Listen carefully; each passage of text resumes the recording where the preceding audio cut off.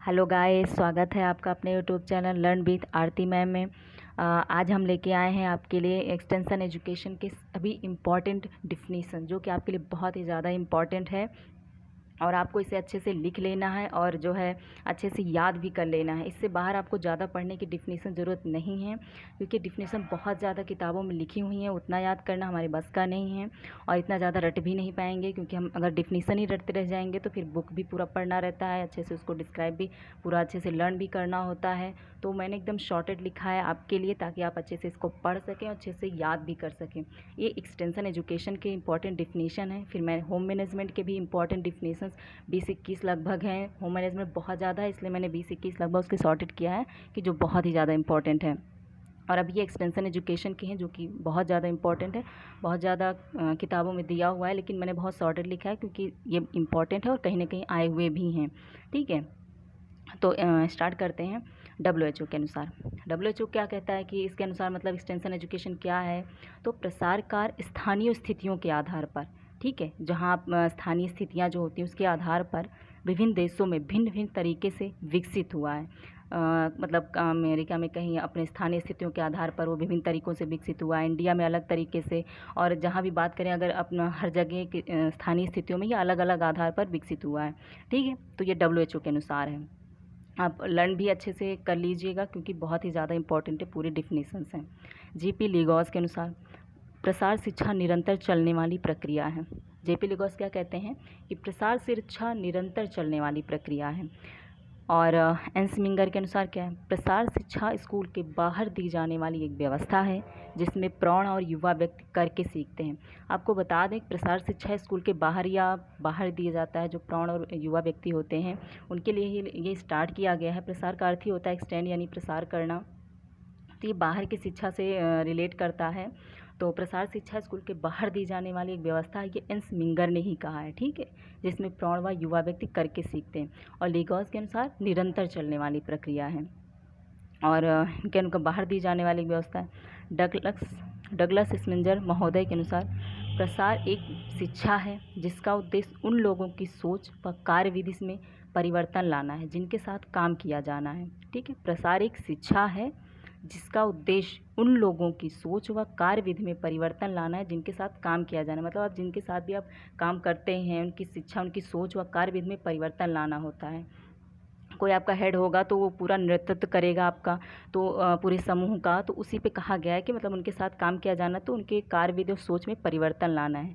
ये डगलस स्मिंजर महोदय के अनुसार ये डिफिनीशंस है। इसमें जितनी भी डिफिनीशंस लिखी हुई हैं बहुत ही ज़्यादा इंपॉर्टेंट है, आपको एक भी छोड़नी नहीं है, सभी आपको रटनी पड़ेगी, सभी बहुत ज़्यादा इंपॉर्टेंट है। HW भट्ट के अनुसार क्या कहते हैं इन्होंने? ग्रामीण जीवन के विकास के लिए उपयोगी ज्ञान के फैलाव को हम प्रसार कहते हैं। प्रसार का अर्थ ही होता है फैलाव, तो एक्सटेंड करना। ठीक है, तो ग्रामीण जीवन के विकास के लिए उपयोगी ज्ञान के फैलाव को हम प्रसार कहते हैं। और रस्किन के अनुसार क्या है? शिक्षा का अर्थ यह नहीं कि लोगों को यह बताया जाए कि जो वे नहीं जानते। ठीक है, ध्यान से इसको मतलब पढ़िएगा। शिक्षा का अर्थ यह नहीं कि लोगों को वह बताया जाए जो वे नहीं जानते, बल्कि शिक्षा का अर्थ है उन्हें उस तरह व्यवहार करना सिखाना जिस तरह वे नहीं करते। ये व्यवहार के पर्पस से किया गया है कि व्यवहार नहीं करते उनको उस तरह वो नहीं करते। ठीक है, उनको वो सिखाना है। तो ये रस्किन के अनुसार है। थोड़ा घुमा फिरा के बातें कही गई हैं, लेकिन आप अगर अच्छे से समझेंगे तो आपको समझ में ही डिफिनीशंस अच्छे से पहले आपको समझनी होंगी कि कहना क्या चाहते हैं, फिर आपको रटनी होगी। ठीक है, अच्छे से आपको याद करना होगा, क्योंकि डिफिनीशन से आपको बहुत ज़्यादा वो तो याद तो हो नहीं जाएगा और सीधे फैक्ट पूरा क्वेश्चन आ जाता है पेपर में। अगले बार होम मैनेजमेंट के भी क्वेश्चन 1-2 रिपीट हुए थे, पूरा होम मैनेजमेंट से ही डिफिनीशन आई थी, तो जो पिछले साल पेपरों में आ चुकी हैं। ठीक है, रिपीटेड डिफिनीशन से, तो इसमें भी आपको जो भी हैं इंपॉर्टेंट हैं तो अच्छे से आपको भी रटनी होगी, कहीं ना कहीं पेपरों में आ जाएंगी ये, और बहुत ही ज़्यादा इंपॉर्टेंट है। अब रस्किन के अनुसार हो गया। LD कलसे के अनुसार प्रसार शिक्षा अनौपचारिक शिक्षा है। कल से क्या कहते हैं? प्रसार शिक्षा अनौपचारिक शिक्षा है। ठीक है, कल से के अनुसार है ये कि अनौपचारिक शिक्षा है। औपचारिक क्या होता है कि जो मतलब स्कूलों में दिया जाता है, एक रूल होता है, एक नियम होता है, उसके तहत हमें जो शिक्षा दी जाती है वो औपचारिक होती है। लेकिन जो अनौपचारिक होती है स्कूल के बाहर दी जाती है, इसमें कोई रूल नहीं होता है, आप स्कूल के बाहर जो भी ग्रहण करते हैं, परिवार, समाज, आस पड़ोस से सब अनौपचारिक से ही आप शिक्षा ग्रहण करते हैं, व्यवहार करना सीखते हैं, तो अनौपचारिक शिक्षा ही होती है, ठीक है। जो भी ग्रहण करते हैं बाहर से, प्राणों के लिए जो शिक्षा स्टार्ट की गई है तो वो अनौपचारिक शिक्षा है, ठीक है। कल से ने ये बात कही है। और ग्रास एम क्रेंडल के अनुसार इनकी डिफिनीशंस बहुत ही ज़्यादा इम्पॉर्टेंट है। मूल हमेशा उनके लिए महत्वपूर्ण होते हैं जो उन्हें धारण करते हैं, ठीक है। मूल हमेशा उनके लिए महत्वपूर्ण होते हैं जो उन्हें धारण करते हैं। और जब मैं आपको एक्सटेंशन एजुकेशन पढ़ाऊँगी तो उसमें पूरा उनके बारे में बताया भी गया है, पूरा बताया भी जाता है अच्छे से, पूरा कि कैसे बाहर पे उनको शिक्षा दी जाती है, नेतृत्वकर्ता, उपयोगकर्ता सबके बारे में अच्छे से पूरा डिफ़ाइन भी किया गया है, ठीक है। उसके बाद ग्रॉस एंड क्रेंडल के अनुसार मूल हमेशा उनके लिए महत्वपूर्ण होते हैं जो उन्हें धारण करते हैं, ठीक है। बहुत ही ज़्यादा इंपॉर्टेंट है इनके अनुसार भी, ग्रॉस एंड क्रेंडल के अनुसार भी। और ये कुछ अधिनियम हैं जो बहुत ही ज़्यादा इंपॉर्टेंट थे। तो PWD अधिनियम किससे संबंधित होता है? तो ये अपंग व्यक्तियों से संबंधित होता है, ठीक है। PWD अधिनियम अपंग व्यक्ति।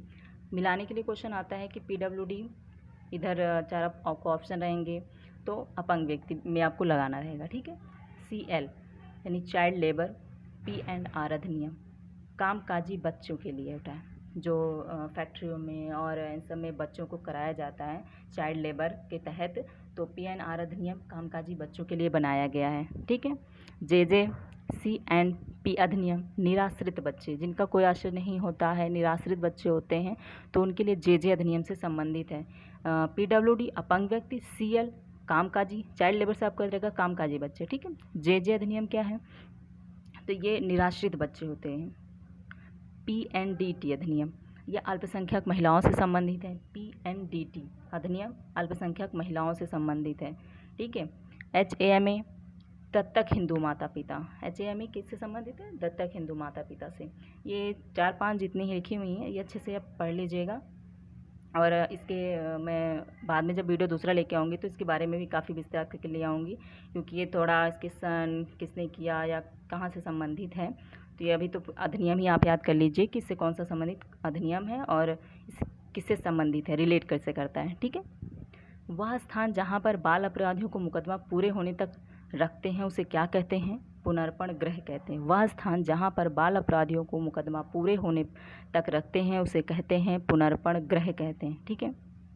देखिए, इम्पॉर्टेंट फैक्ट के तहत मैं आपको कुछ इम्पॉर्टेंट चीज़ें जो लेके आती हूँ, ये बहुत ही ज़्यादा शॉर्ट होती हैं लेकिन बहुत ज़्यादा इम्पॉर्टेंट होती हैं। आपको इम्पॉर्टेंट फैक्ट में जो भी चीज़ें मैं लिखाती हूँ उनको अच्छे से सिर्फ पढ़ना ही नहीं है, अच्छे से रट भी लेना है, क्योंकि कुछ चीज़ें बहुत ज़्यादा रिपीट होती हैं TGT, PGT, LT में। एक्सटेंशन एजुकेशन के प्रति इसमें जितने भी इम्पॉर्टेंट डिफिनीशन थी वो हो गई हैं। और इतना कहना चाहूँगी कि अच्छे से आप इसको लर्न कर लीजिएगा, लिख लीजिएगा, याद कर लीजिएगा। आप अगर और पढ़ सकते हैं तो और पढ़ लीजिएगा, लेकिन इतना आपको अच्छे से रट लेना है, याद कर लेना है, ताकि आपको ये ना रहे, ये चीज़ें नहीं छूटनी चाहिए आपसे। अगर आप और परिभाषाएं, इंपॉर्टेंट डिफिनीशन आपको और लगती हैं तो आप और अच्छे से उनको पढ़ लीजिएगा और याद कर लीजिएगा, लेकिन इतना आपको पूरा अच्छे से रटना है, अच्छे से याद कर लेना है, आपको ये परिभाषाएं नहीं छूटनी चाहिए, ठीक है। और ग्रास एम्ब्रेन जितनी भी इसमें लगभग लिखी हुई हैं सभी इंपॉर्टेंट हैं। और मैं ये कहूँ कि एक भी परिभाषा इसमें से मत छोड़िएगा, इस वीडियो से जितनी भी हैं लगभग आप सब लिख लीजिएगा अच्छे से और याद भी कर लीजिएगा। उसके बाद मैं और होम मैनेजमेंट के भी डिफिनीशंस की परिभाषाएं लेके आऊँगी, क्योंकि होम मैनेजमेंट अगर देखें तो बहुत ज़्यादा परिभाषाएँ हैं, याद करना बहुत ज़्यादा बस का नहीं होता है। आप एक तरफ याद करते हैं, दूसरी तरफ आप भूलते जाते हैं, तो उसमें भी मैंने बहुत शॉर्टेड लिखा है जो अधिकतर आई हुई हैं और पेपरों में भी आ चुकी हैं। तो रिपीट बहुत ज़्यादा एक तो डिफिनीशंस होती हैं, तो आपको उतनी ही पढ़नी है जो शॉर्टेड हो, इम्पॉर्टेंट हो, ठीक है। तो आज के लिए इतना ही। Okay, thank you.